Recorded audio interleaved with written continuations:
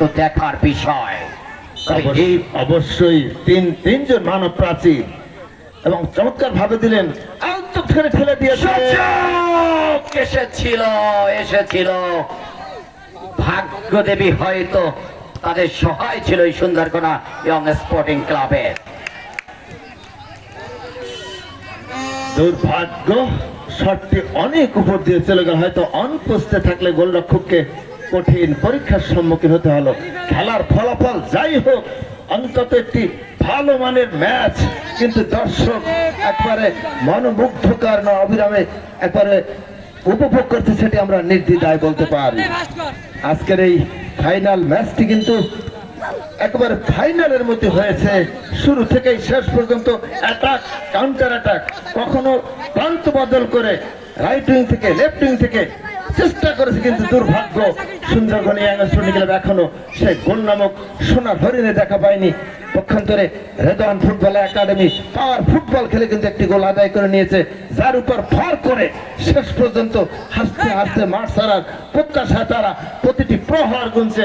দেখা যাক সেই প্রহারে শেষ ব্রেকটি ঠুকে দিতে পারেন কিনা এই সুন্দরবন ইয়াং স্পোর্টিং ক্লাব। তবে সুন্দরবন ইয়ং স্পোর্টিং ক্লাব তারা কিন্তু চেষ্টা করে যাচ্ছে তাদের সাধ্যমতো। দেখা যাক পাল্টা আক্রমণে রেদওয়ান ফুটবল একাডেমি গোলরক্ষক ত্রাণকর্তা যিনি বার কিন্তু আক্রমণগুলোকে কিন্তু নস্যাৎ করে দিতে সক্ষম হয়েছে। একেবারে সময় মতো বেরিয়ে এসে তার দলকে কিন্তু কয়েকটি আক্রমণকে কিন্তু বাঁচিয়েছে আক্রমণ থেকে। রিফাত, জিএম রিফাত টুর্নামেন্টের শুরু থেকেই কিন্তু নিজেকে একেবারে মক্ষম ভাবে মেলে ধরতে সক্ষম হয়েছেন।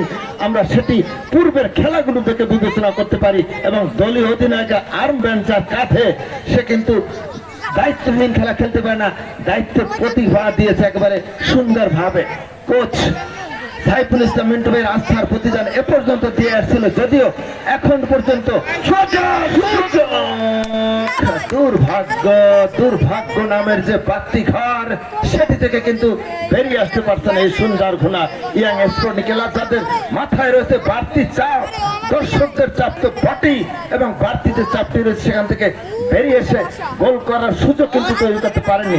আবারও রিফাত দলীয় অধিনায়ক সতীর্থ অবস্থান দেখে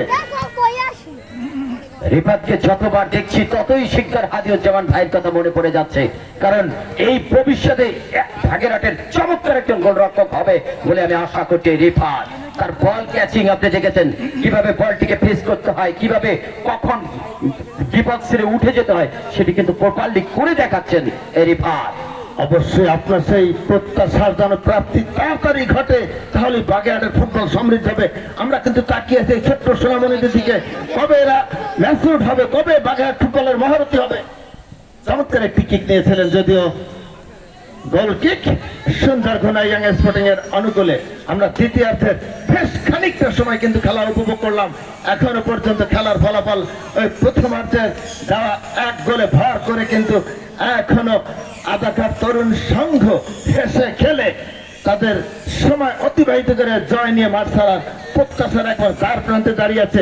পক্ষান্তরে দর্শকদের বাড়তি চাপ মাথায় নিয়ে একবারে গোল করার জন্য মুহুর আক্রমণ চালিয়ে যাচ্ছে সুন্দরবন, কিন্তু দুর্ভাগ্য ভাগ্যদেবী তাদের সহায় না হওয়ার কারণে এখনো পর্যন্ত কিন্তু গোলটি পরিশোধ করতে পারেননি। তবে গোল যদি পরিশোধ হয়ে যায় তাহলে কিন্তু একটি হাড্ডাহাড্ডি লড়াই দেখতে পাবে, শেষ পর্যন্ত শ্বাসরুদ্ধকর অবস্থা দেখতে পাবে, নাটকের নাটকীয়তা দেখতে পাবে কিন্তু দর্শক। সুযোগ আক্রমণ, সাজানো আক্রমণ, আবার বল রাখতে পারলেন না, ভুল পাস, বল পেয়ে গেলেন আবার 7 নম্বর জার্সি ওই শরীফুল সালমান দ্রুত গতি সম্পন্ন খেলোয়াড়, ছুটে চলেছেন, দুজনকে কাটালেন বাম প্রান্ত থেকে বিদ্যুৎ গতিতে, শেষ পর্যন্ত রক্ষণভাগের কাছে খেয়ে হারিয়ে ফেললেন। Counter attack Sundarban young sporting এর।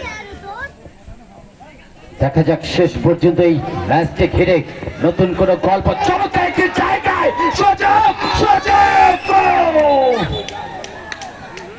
অফসাইড, ওখানে কি ঘটেছে কি ঘটেনি, কি হয়েছে কি হয়নি, হ্যান্ডবলের সংকেত ওখানে।